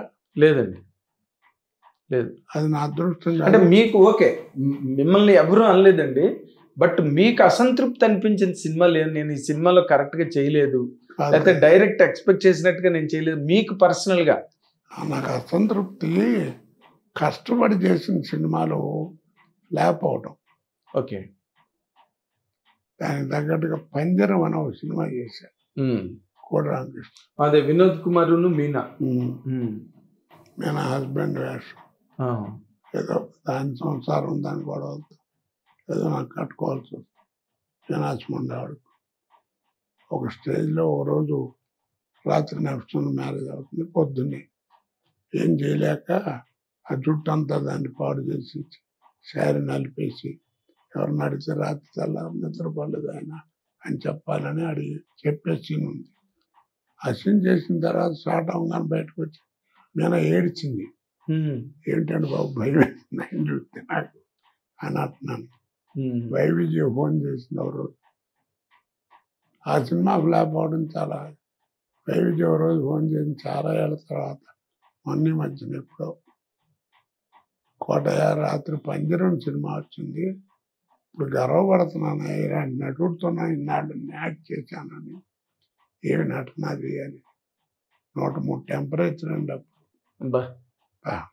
అపోలో హాస్పిటల్లో ఉంటే ఆడ ఆ మొక్క నరసింహారావు వచ్చి లాక్కుపోయాడు. అదే నాగేంద్రని అతను అనుకుంటా సినిమా ప్రొడ్యూసర్, తర్వాత పోయాడు అతను. పోయాడు ఎవడు? నాగేంద్ర పోయాడు. చెప్తున్నా. సెలైన్ చేతికి ఎక్కిస్తుంటే అట్లా పడుకోవడం, షార్ట్ అన్నప్పుడల్లా తీసేస్తే వచ్చి చేయడం, మళ్ళీ పెట్టుకోవడం. ఓ, అలా చాలా ఉన్నాయండి. అంటే ఆ సినిమా పంజరం ఒకటి బాగా దెబ్బతిందండి, సినిమా ఆటల. అలాంటప్పుడు బాగా బాధ వస్తుంది. ముక్కా నరసింహారావు అని పెట్టారు అంట. ఆడింటి పేరు మొక్క, 103 ముక్క రాదు. ఇలాంటి వాళ్ళందరినీ పెట్టి కూడా ఆయన ఏదో ఒక బ్యాచ్ ఎంకరేజ్ చేస్తుండేవారు. ఆయన ఏదో అప్పుడు పరిస్థితి అది. ఆయన పరిస్థితి అది. ఎందుకు పెట్టాడో ఏంటో ఎవడో తెలుసు. మీకు తెలుసు కానీ చెప్పరు మీరు. ఎందుకు మనం అనుకోవడం? అదే మరి తెలియని విషయాలు. తెలిసిన విషయాలే కానీ తెలియనట్టు ఉంటున్నారు. ఎందుకు ఒకటి గురించి మనం ఎందుకని చెప్తాం? అదే అర్థమైంది, లేని వాడి గురించి. అర్థమైందిలేండి. ఇద్దరు లేరు కదా, ఇద్దరు లేరు. మరి అయితే నార్మల్గా పంజరం సినిమా ఒకటి చెప్పారు, మీ వల్లే ఆడింది, నా వల్లే ఈ సినిమా ఆడింది అని మీకు గర్వంగా అనిపించిన సినిమాల పేరు చెప్పాలంటే ఏం చెప్తారండి? మామగారు. మామగారు. సో మీరు గర్వపడ్డారు నా వల్లే ఆడింది సినిమా అని. నేను బాగున్నాను, మా కామెడీ లేకపోతే ఆ సినిమా లేదు. మామూలుగా వారం 2 వారాలు ఆడేది, 100 రోజులు ఆడటానికి మేమే కారణం. ఓకే.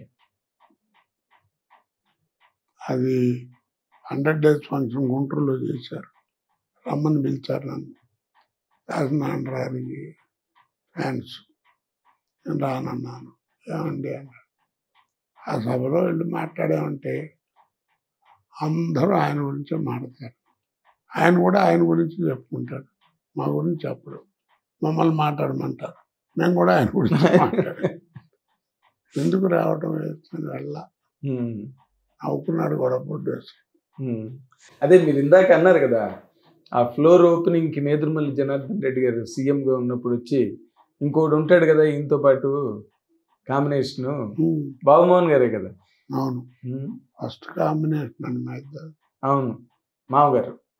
ఆ తర్వాత మిమ్మల్ని చాలా మంది రిపీట్ చేశారు కానీ బట్ ఓకే, అన్ని సినిమాలు బాగానే మీ ట్రాక్లు అన్నీ బాగానే పండే తక్కువ సినిమాల్లో.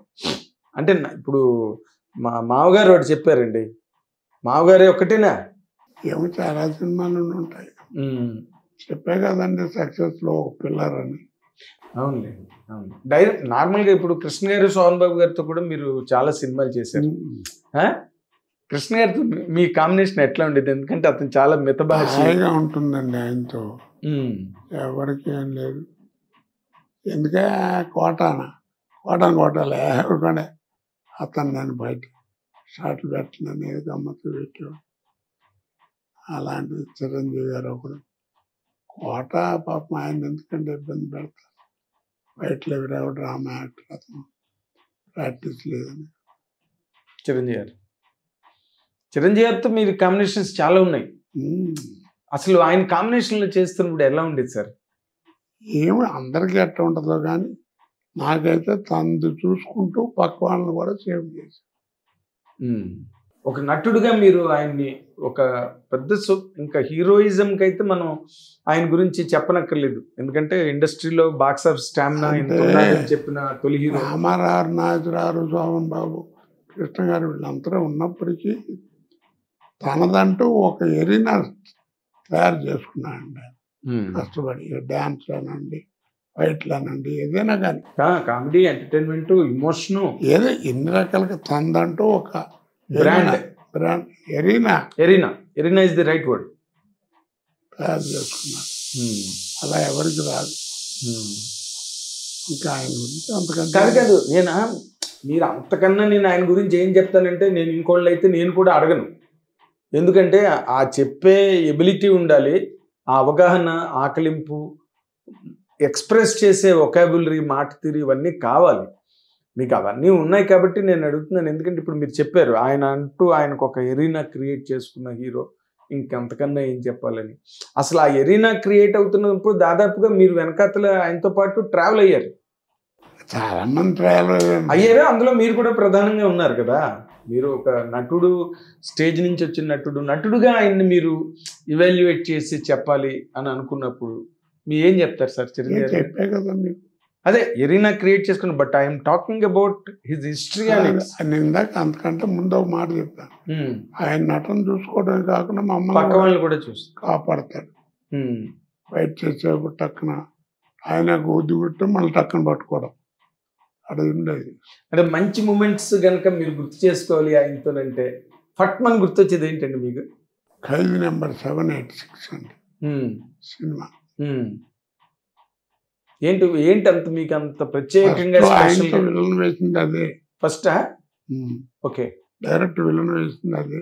ఓకే, ఆయనతో ఎట్లా ఉండేది మీకు మొదటి ఇంటరాక్షన్? అప్పటికే ఖైదీ నెంబర్ 786 అంటే ఆల్మోస్ట్ ఆయన స్టార్డంలోకి వచ్చేసరి మీరు బిగినింగ్ డేస్. బాగా అండి, ఇందాక చెప్పాను, అంతకంటే ఆయన గురించి చెప్పేది లేదు. ఏదైనా ఇప్పుడు కుర్రాళ్ళందరూ ఆయన ఇమిటేట్ చేయటమేగా. ఆయన ఇమిటేట్ చేయడం, ఆయన ఇన్స్పిరేషన్తో ఇండస్ట్రీకి వచ్చిన వాళ్ళే. ఏ హీరోని అడగండి, ఏ డైరెక్టర్ని అడగండి. అన్నిటికంటే ఆశ్చర్యం ఏంటంటే ఆయన ఏంటనే ఒక 10 మంది హీరోలు ఉన్నారు. ఈ పేరు అంటే వాళ్ళ పేరు అని చెప్పారు. ఎవరైనా అదేనే చిరంజీవి మేనలుడను, చిరంజీవి తమ్ముడను, చిరంజీవి అని చెప్తారు. అవును, అది ఎవరికి వస్తుంది చెప్పండి? అసలు ఏ హీరోకి లేదు. ఇండస్ట్రీ పుట్టిన తర్వాతే లేదు అలాంటి ఒక care of address, strong care of address. అది ఆయనతో చెప్పావు రోజు. మీ అదృష్టం అండి అది అందరికీ ఉండదు. ఓకే. తర్వాత నార్మల్గా ఇప్పుడు మీరు బాగా ఫాస్ట్గా ఉన్న రోజుల్లో చిరంజీవి గారి సినిమాలు చేస్తున్న టైంలో ఏమి క్లాషెస్ గట్టా వచ్చి మీరు ఇబ్బంది పడ్డ సందర్భాలు ఏం లేవండి? ఉన్నాయండి, కొన్ని ఉండే ఉంటాయి, ఉన్నాయి కూడా. ఏం చెప్తాం ఆయన మామూలే, అందరూ ఫేస్ చేసేదే. అదేలేండి, అదే. అంటే ఆయన కోఆపరేషన్తో మళ్ళీ కోట శ్రీనివాసరావుకి ఇబ్బంది లేకుండా ఆయనకి ఆ ఫీలింగ్ ఉందండి. ఇప్పుడు ఆయనకి ఆల్రెడీ మనం ఏదైనా రాలేకపోయినా ఆయన కోసం వెయిటింగ్ అలాంటి చికాకులు లేవు. ఆయనతో కోఆపరేటివ్గా ఉండేవాడు, అసలు ఆ టాపిక్ ఎత్తేవాడు కాదు. లేకపోతే అంతమంది ఎలా చేస్తారు. తర్వాత మీ జోకుల్ని ఆయన బాగా ఎంజాయ్ చేసేవారు. ఏది కోటయ్య నా మీద కూడా చెప్పు, నువ్వేదో నా గురించి అన్నావంట అని చెప్పి మీ జోకుల్ని ఆయన బాగా ఎంజాయ్ చేసేవారు అని చెప్తారు నార్మల్గా. ఆయన మీద ఎప్పుడు జోకులు వేయలేదు కానండి, ఆయన అన్నీ వినేవాడు. అవునా? ఏం చెప్పేవారు సార్ మీరు? ఏదో అన్నంది ఇవన్నీ నాకు బాగా తెలిసింది మీరు వర్మ గారి మీద కృష్ణవంశీ మీద అన్నది నాకు ఎప్పటికీ బాగా గుర్తుంది సార్. గులాబీ వచ్చినప్పుడు కృష్ణవంశీ గుల అండ్ రామ్ గోపాల్ వర్మ హాబీ రెండు కలిపి గులాబీ అని చెప్పి మీరు చెప్పడం నాకు గుర్తున్నది. అది రామ్ గోపాల్తోనే చెప్పా, కోటగారు సినిమా గురించి మీరు చెప్పాలి, మీరంటే సరదాగా ఉంటే చెప్పండి అని కూడా చెప్పించుకున్నాడు. అది రామ్ గోపాల్ వర్మ గారు అందరూ అండి. అవును, కొంతమంది ప్రొడ్యూసర్లు అయితే టైటిల్ పెడితే దీనికి ఏం పెడతారు, కోట కామెంట్ ఏముంటుందని కూడా అనుకుంటారు. మరి ఇన్ని జరిగినా మరి ఏంటంటే మరి 40 ఏళ్ళు ఎట్ట బతికాను, ఏదో అందరితో సరదా ఉండబట్టే కదా. మీ మాటలు అందరూ ఎంజాయ్ చేయడం అన్నది నాకు తెలుసండి. అడిగి చెప్పించుకోవడం. మీరు స్టోర్పురం పోలీస్ స్టేషన్ సినిమా గురించి అన్నది కూడా నాకు గుర్తుంది. 2 వరస్టుపురం పోలీస్, నేనేం మర్చిపోలేదు మీరు చెప్పినవన్నీ కూడా. అన్నాను కూడా. అంటే రైట్ పేరెంట్ డైరెక్టర్ వీరేంద్రనాథ్ ఆయన మా ఆయనతో మొన్న అన్నాను, నవ్వుకున్నాడు కూడా. మీరు ఏ ముహూర్తం పెట్టారా? అది మొన్న ఎప్పుడో మన చిరంజీవి గారు కూడా వేదిక మీద అన్నారు ఆ మాట. అందులో కేఎస్ రామారావు తప్పేం లేదు, నేనే ఎంకరేజ్ చేశాను ఎండమూరి వీరేంద్రనాథ్ డైరెక్ట్ని పెడదామని అని ఆయన మొన్న ఎప్పుడో ఫ్యూ ఇయర్స్ బ్యాక్ ఏదో ఫంక్షన్లో చిరంజీవి గారు చెప్పడం జరిగింది. జోకులు అంటే ఎలా ఉంటాయంటే, కేఎస్ రామారావు అంబేద్కర్ సినిమా తీశాడు, సినిమా ఆళ్ళ పోయిందా అన్నాడు. కారణం మీరేనండి అన్నా. ఏమిటన్నాడు, ఏం లేదు మీరు రిలీజ్ చేసిన థియేటర్ దగ్గర అంబేద్కర్ విగ్రహం పెట్టారు, టికెట్ కొనడానికి వెళ్ళినాడు ఎవడైనా సరే అంటే ఆయన ఇట్టా చూపించాడు, ఎదురుకుండా థియేటర్కి వెళ్ళిపోయారు అందరూ. థియేటర్ ఆ విగ్రహాలు ఇలా ఉంటాయి కదా, ఎదురుకుండా అని వెళ్ళిపోయారు. ఫోన్ నవ్వుకున్నాడు. ఇలా ఉంటాయండి జోకులు, క్రియేటివ్నెస్ బాగుంటుంది. అంటే మీరు ఒకళ్ళ మీద ఎదుటి వాళ్ళ మీద ఇప్పుడు నా మీద మీరు జోకేసినా నవ్వుకునేటట్టు, నేను కూడా నవ్వుకునేటట్టు నవ్వుకునేట్టుగా ఉంటాయి. అది నాకు తెలుసండి, నేను అన్ని చోట్ల చూశాను కదా. అది సాధారణంగా ఎవరు ఎప్పుడు హర్ట్ అయిన సందర్భాలు ఎక్కడ ఏమీ లేవు. బ్రహ్మానందం గారితో దాదాపుగా మీ కాంబినేషన్ ఎన్ని సినిమాలు అండి? ఉంటాయండి ఒక 50. ఎలా ఉన్నాయి అసలు మీ ఎదుగుదల? ఇద్దరు ఒకేసారి రైజ్ అంటే బ్రహ్మానందం కంటే బాగుమోహన్ ఎక్కువదండి. బ్రహ్మానందంకి ఏమైందంటే సినిమాలు ఉండేవి కలిసి చేసినాయి, కానీ కాంబినేషన్ వాడు ఎంతసేపు హీరో పక్కన ఎక్కువ ఉండేవాడు. ఇప్పుడు అబ్బాయి గారు అవన్నీ పక్కన హీరో పక్కన ఎక్కువ ఉండేది. బాగుమోహన్ నేను కాంబినేషన్ ఉండేది. మీ ఇద్దరు కాంబినేషన్ అది అంచేత మీరు కానీ బట్ మరి రైజ్ ఇద్దరు ఇద్దరు ఒకటే. అందరూ కలిపే కదా. బ్రహ్మానందం గారి నటుడిగా మీరు ఇవాల్యుయేట్ చేసి చెప్పాలంటే ఏం చెప్తారు సార్ ఒక్క ముక్కలో? వద్దులేండి, బాగుండదు. ఆ? వద్దు, బాగుండదు ఒక్క నటుడి గురించి కామెంట్ చేయటం. మంచిగా చెప్పండి సార్, చెడ్డగానే చెప్పాలా? అంటే ఆయన బాధపడినట్టు చెప్పాలా? వింటే బాధపడతాడండి. అదేంటిది, ఎందుకు బాధపడతారు? ఆయనతోనే అన్నాను అనుకోండి ఆ మాట. మరి లక్షలాది మంది కాదండి, ఆయనకి కోట్లాది మంది అభిమానులు ఉన్నారు. అట్లా మీరంటే కాదు. మీడియాలో చెప్పడం వేరు, ఆ. బయట చెప్పుకోవడం వేరు. చెప్పండి, ఏం పర్వాలేదు. ఆయన మళ్ళీ ఇంకో కౌంటర్ ఇస్తారు, సరదాగా నడుస్తుంటుంది బయట. చెప్పనండి. చెప్పరు. అంత కాదు, అంత చెప్పకూడదంత అబ్జెక్షనబుల్ పాయింట్ మీ మనసులో ఉందా బ్రహ్మానందం గారి మీద? ఉంది. అమ్మా, అది కూడా కామెడీ. సీరియస్ కామెడీ అయినప్పుడు చెప్పొచ్చు కదా. వద్దండి, చెప్తే బాగుండదు. పట్టుగా నువ్వు బాబాయ్ ఇప్పుడు మాత్రం నేను సార్ నన్ను మానేస్తా బాబాయ్, నువ్వు చాలా అన్యాయంగా మనసులో దాచుకుని చెప్పకుండా. తప్పే ఉంది, నేనే చెప్తున్నా కదా. ఇలా మీడియాలో చెప్పడం బాగుండదని. అదేలే. కాదండి, ఇంకో మాట. ఇప్పుడు మీరు ఇన్నాళ్ళ ఈ ప్రయాణంలో అసలు యూఆర్ ఛాంపియన్. ఎలాగా? క్యారెక్టర్లు చేయడం ఒక్కటే కాదు, వాటిని అటెండ్ అవ్వడం కోసం ఎంత సాక్రిఫైస్ చేయాలి. అరే వదిలేవా ఈ పొగడతలకి ఏమొచ్చు. కానీ పొగడ్తలు మాట్లాడట్లేదు, ఐఎమ్ సారీ, నిజం చెప్తున్నా. ఇప్పుడు మా ఆడియన్స్ కూడా చూసిన వాళ్ళు నేనేం మిమ్మల్ని పొగుడుతున్నాను అని అనుకోరు. నేను అడిగే క్వశ్చన్ ఎక్కడంటే వేరే, I'm driving you to a question. మీ అబ్బాయి కూడా, మీ ప్రసాద్, మీతో కొన్ని సినిమాలు యాక్ట్ చేయడం జరిగింది కదా? మూడు సినిమాలు చేశాడు. 3 సినిమాలు చేశారు. అంటే మీరు మీ అబ్బాయి యాక్టర్ అవ్వాలి అవుతాడని నమ్మకం ఉందండి. అంటే వెళ్ళని అవుతాడు అనుకున్నా. నేను ఎప్పుడూ ఎంకరేజ్ చేసేవాడిని, ఎవరితో అనేవాడిని కాదు. కానీ నాకు మళ్ళీ వాడు కూడా కష్టపడి పైకి రావాలని కోరుకున్నాను. అంతే కదా. కాకపోతే కోట శ్రీనివాసరావు అబ్బాయి కాబట్టి కొంచెం త్వరగా అవకాశాలు వస్తే రావచ్చు కదా. ఎవరన్నా ఇస్తే ఇవ్వచ్చు, అంతే. రావడానికి రావట్లా. అదే అంటే ఇప్పుడు బాగా చేస్తున్నాడని పేరు వస్తే అందరూ ఎంకరేజ్ చేసేస్తారు. విజిటింగ్ కార్డుకి మీరు ఉపయోగపడతారు అంతే. విజిటింగ్ కార్డు వరకు ఉపయోగపడతారు. కోట శ్రీనివాసరావు గారి అబ్బాయి అన్నది ఒక రికగ్నిషన్. బట్ ఆ తర్వాత తను బాగా చేస్తే వేషాలు వచ్చి ఉండేవి. బట్ మీ ఇద్దరు కలిసి చేసింది లాస్ట్ సీను అంతకు ముందే కదా, ఒక 1 వీక్లోనే బాబు ప్రసాద్ పోవడం. తలుచుకుంటే ఆ సీన్ చాలా మీరు యాక్ట్ చేయడం, తను పోయే సీనే కదా మీరు యాక్ట్ చేసింది. ఏదేనండి, తలుచుకుంటే బాధగా ఉండదు. ఏం తలుచుకో.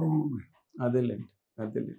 బట్ మీరు ఇప్పుడు వేషాలు వస్తే మాత్రం 100% చేయడానికి రెడీ. ఏం అభ్యంతరం. నటుడికి ఎప్పుడు రిటైర్మెంట్ ఉండదండి. ఏముంది, ఇప్పుడు తగ్గ వేషాలు ఇస్తారు. కూర్చుని చేసే వెళ్ళం లేరు. అవునులేండి. ఇప్పుడు చూడాలని ఉంది, ధూళిపాల్ గారు వాళ్ళు చేశారు కదా చూడాలని ఉంది సినిమాలోని, ఆ కూర్చునే వెళ్ళని అలాంటివన్నీ. అన్నిటికంటే మనకి ఒక్కటే ఒక నిదర్శనం రేలంగ్ గారు. ఆయన కుర్చీలో కూర్చునే లేవలేకుండా ఎన్ని సినిమాలు చేశాడు కామెడీ. అలాగే ఏదో నాకు అదే అడుగుతా నేను. ఏమండి కోట గారు కొంచెం తగ్గారు మనుషులు అంటే, ఏమి లేదండి, మీరు వేషాలు ఇవ్వకపోవటమే నాకు పెద్ద రోగం. అదేలేండి. ఎందుకంటే రోజుకి ఎప్పుడు 100-150 మంది మధ్యలో యాక్ట్ చేసిన వాడిని ఎవ్వరూ లేకుండా ఇప్పుడు ఒంటరిగా అట్లా కూర్చోవటం అంటే ఎలా ఉంటుంది?